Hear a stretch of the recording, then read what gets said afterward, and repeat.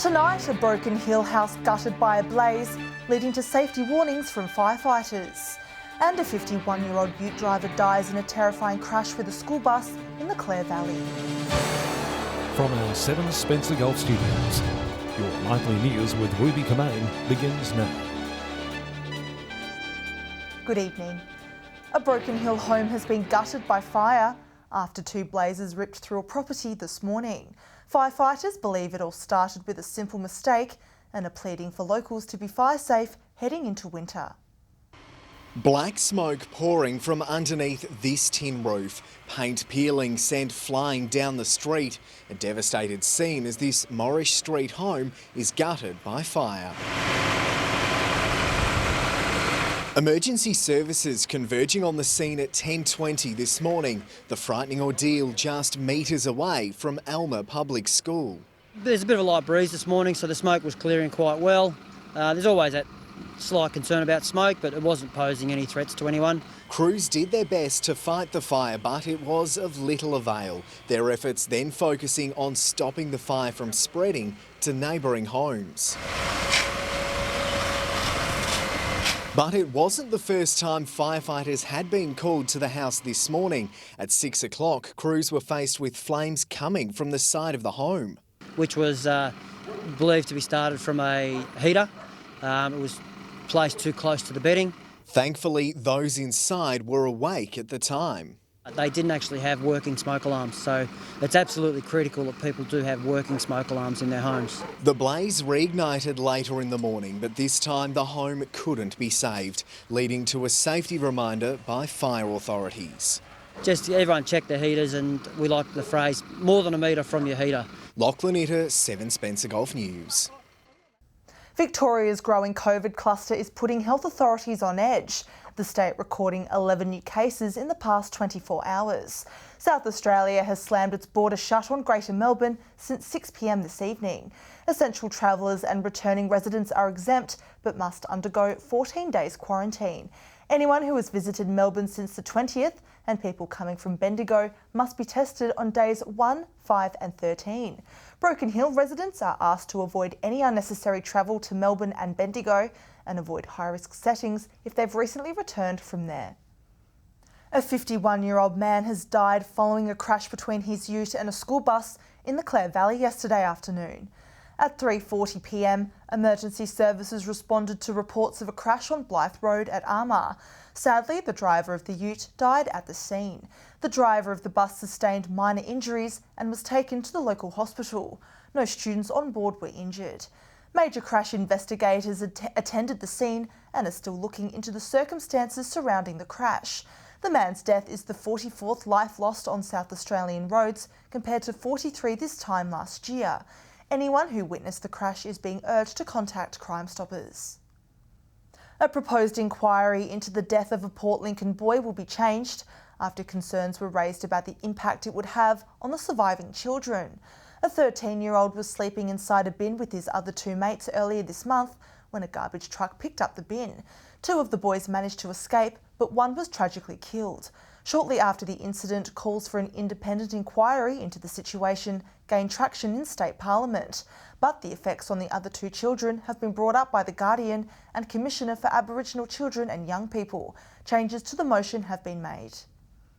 Port Pirie's lead smelter is facing some hefty fines after 700 litres of sulphuric acid reportedly leaked into waterways nearby. It's understood a series of failures led to the leakage, with owners Nearstar accepting it caused environmental harm in 2019. The penalty could be around $120,000. The matter is set to return to court in July. A 17-year-old Waialanori boy has been arrested over an alleged attempted robbery at a local service station. Police say at 2:30 a.m. last Thursday, a male approached the night window armed with a knife and demanded cash. An alarm was raised by a staff member and the suspect left empty-handed, last seen walking away on Head Street. Following investigations, the teenager was arrested yesterday and charged with attempted aggravated robbery. He appeared in the Whyalla Youth Court today. Still to come tonight, Broken Hill's only Rspca vet clinic set to receive a $1 million upgrade. And Army personnel put their skills to the test in a special training course at Kaltana. We'll see you after the break.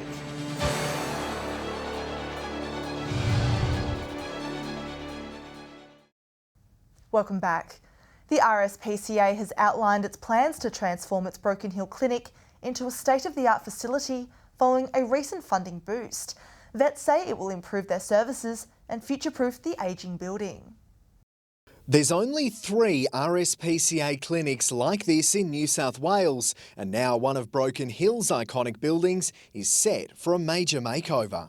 We'll be bringing out some of the most state-of-the-art veterinary equipment that we have available. We'll be making some of the spaces inside a lot more bigger. The organisation given almost $1.8 million to upgrade its facility, which has now been in operation for more than 40 years. Our staff is really excited about it, especially our vets. It'll improve our ability to diagnose medical conditions and to treat those conditions. Larger surgery spaces, more consulting rooms and high-tech equipment are all expected to be part of the revamp. The traditional cat and dog rivalry also being addressed with separate waiting areas. It'll be a benefit all round. The animals will be really calm. They won't be smelling, the cats won't have to smell the dogs and vice versa. The upgrade coming at a time when demand for vet services in Broken Hill is soaring. I think that through COVID we saw a lot more people acquiring new animals, and hence they need their vaccinations, they need their vet checks. And with extra space comes the need for extra staff. Locals encouraged to hand in their resumes now. No, it's not just dogs and cats. We get all creatures great and small out here in Broken Hill, and it's a great place to work for our staff. Work is expected to begin in October. Lachlan Itter, 7 Spencer Golf News. Soldiers of the 1st Armoured Regiment and 7th Battalion Royal Australian Regiment are out undertaking training at Kultana. 7 Spencer Golf News was invited to join them for their training, getting an insight into what an army mission looks like. It was all action at Kultana today. These troops tested in a live battle run. Over the last couple of days, we've had troops running through training exercises to confirm the learning that they've done in barracks. And we're doing it today in a live fire environment as a part of a combined arms team. 7 Spencer Golf News given behind-the-scenes access into a combined training exercise with armoured and infantry soldiers, teaching them how to work together in a live fire environment. So we've got tank troops consisting of the M1A1 Abrams.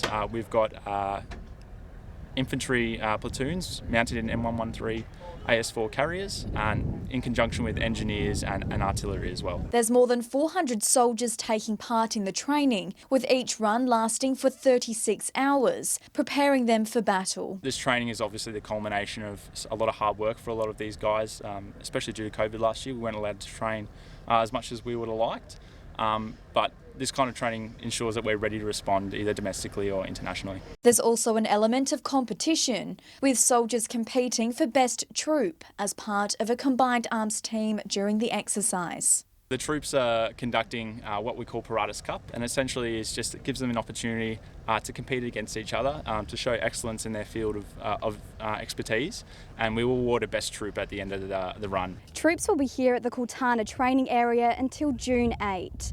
They'll be conducting training exercises over the next few weeks and will announce the best troop back at the barracks. Katrina Musson, 7 Spencer Golf News. Port Lincoln's Beer Garden Brewing has been recognised on the international stage. Its iconic coffee stout and porter taking out the top gongs at this year's Australian International Beer Awards. It's cheers all round for the Beer Garden crew, the team taking out 2 golds at this year's awards. We had a mission this year and we were pretty happy with the result. The coffee stout and the Captain Porter proving to be winners with the judges at the Australian International Beer Awards last week. It's been a long time between drinks, with last year's awards being cancelled. The team coming close to gold in the past. 2 years ago, in 2019, we got silver for both of these beers, and the judges' comments stated that they were pretty close to gold. The brewers making some tweaks to each beer, and it's paid off. The beverage is not just a hit with the judges, but also with local punters. Probably the original sin. It certainly is your sort of quintessential winter beer. Really popular with everybody. The aim for these was just to please the customers. That's what it's all about for us. It's to bring some beautiful tasty beers to the region that we can't usually get a hold of here. Brewers say they're not slowing down anytime soon. set to release a new flavour, the Deadly Sin, which will start pouring next month. A spin-off of the award-winning Original Sin. So it's a very similar recipe to what we used for the Original Sin, but the ABV's finished up around 9%, so it'll be a really lovely winter nightcap, sipping it around the fire. Dylan Smith, 7 Spencer Golf News. Stay with us after the break. Dozens of small Port Lincoln businesses gathered to discuss the tips and tricks of the industry and what a Monday Bash Day Pass will cost for Broken Hill locals. We'll see you again shortly.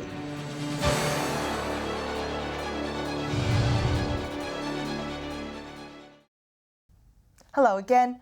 Businesses across the region are keen to plug into the electric vehicle charging network as part of a state government commitment. The Energy Minister says expanding the network statewide will remove a big barrier to electric vehicles. The switch to electric vehicles given a jump start. Leading supermarkets, motels, holiday parks and petrol stations among more than 600 sites who have registered to host electric vehicle charging stations. It's part of the state government's $13.4 million commitment to support a statewide electric vehicle fast charging network. What we know from research is that one of the key impediments to people buying an electric vehicle is concern about where they can take it and how far they can take it. The Minister says the investment aims to end range anxiety with the installation of 530 fast charging stations across the state, including key tourist areas in the Mid-North, Far North and Eyre Peninsula. People are concerned about buying an electric vehicle until they know there's a charging station, but of course industry probably can't invest in charging stations till there's enough electric vehicles out there. So our government is trying to get on the front foot and address that by co-investing. The RAA supporting the initiative and the uptake. We think that electric vehicles are the future and that the infrastructure that needs to be put in place has to happen to make sure that changeover is done as quickly as it can. Katrina Musson, 7 Spencer Golf News.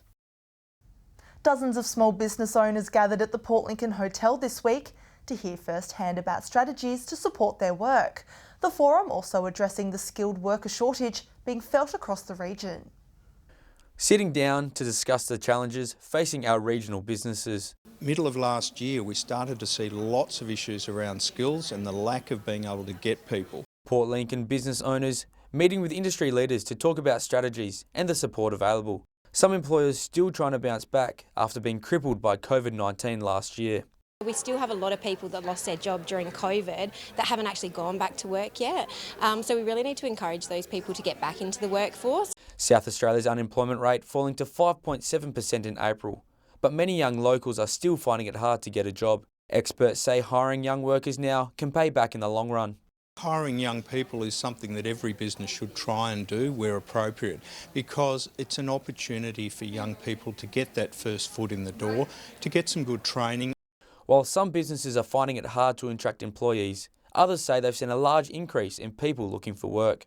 There's been a fair bit of interest in work, in people wanting work. More forums are planned across the region. I think it's great that small business owners can come to and learn a bit more about where we can go and who we can talk to. Come along, talk to your peers and find out what's happening in your community. For more information, visit the local jobs program. Dylan Smith, 7 Spencer Golf News. 23 probationary constables will be on the beat across South Australia after completing the new 9-month training course commencing last year. The recruits are aged between 21 and 42 years old and held their graduating ceremony today.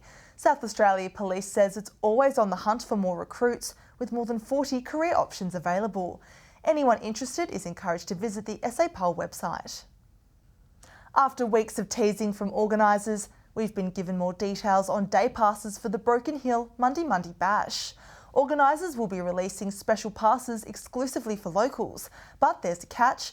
They'll only be valid for the final day of the festival on Saturday, August 21.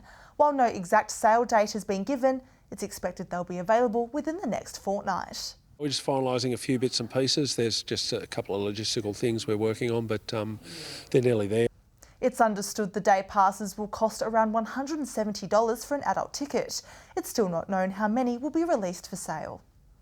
Stay with us after the break. Our reporter Lachlan Itter will have all the latest prices at the petrol pump. And Alex Sykes will join us with the weather forecast. See you again soon.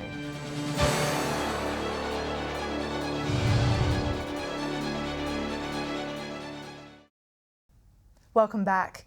It's been over a week and a half since we looked at fuel prices across the region. To see how things have changed at the Bowser in that time, here's our reporter Lachlan Itter with this week's Fuel Watch.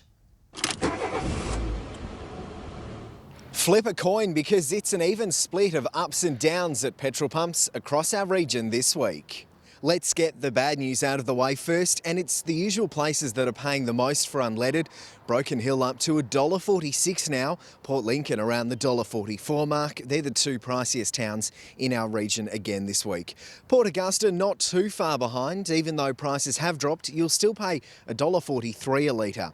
Prices in Kadina are on the way up, just under $1.40, $1.39 in Whyalla, and Port Pirie, well, it's the star child again, $1.37 there. If you're heading to the city, you'll pay on average $1.26. That is getting towards the bottom of the fuel cycle, so you may want to top up the tank soon. Over to diesel now, where Port Pirie is an oasis in a very red desert, unchanged at $1.34 a litre. Everywhere else across our region, prices, well, they've gone up. Broken Hill 8 cents a litre more than any of our other towns, nudging $1.48. $1.42 in Port Augusta, Port Lincoln and Whyalla, $1.37. They look relatively good compared to the Silver City. Kadina's had the largest price hike, but still one of the better options. You can expect to pay $1.35. It's almost smooth sailing in Adelaide, just a slight saving from last week, and you'll pay $1.34. Finally to Autogas, where I'm lost for words. There's not much to talk about because, as you can see, it's exactly the same as last week. Adelaide is the exception, where prices have gone down ever so slightly to just under 91 cents a litre. 99 cents in Port Lincoln, that's the one to avoid if you can. Whyalla and Broken Hill are the cheapest this time around.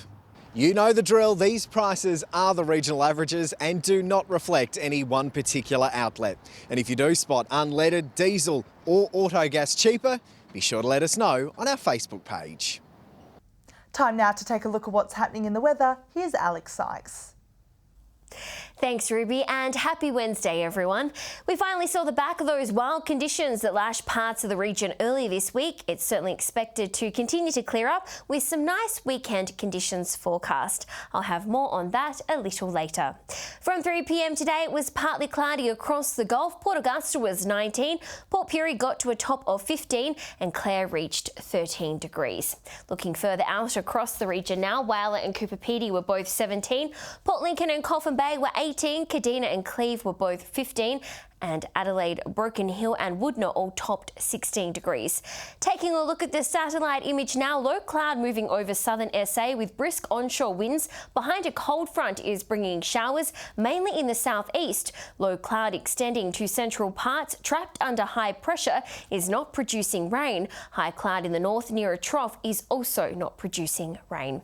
Moving on to tomorrow's weather outlook now, and we'll start with the Gulf waters. West to southwesterly winds 20 to 25 knots, easing to southwesterly 15 to 20 knots during the morning, and then will gradually ease again to around 10 knots during the afternoon.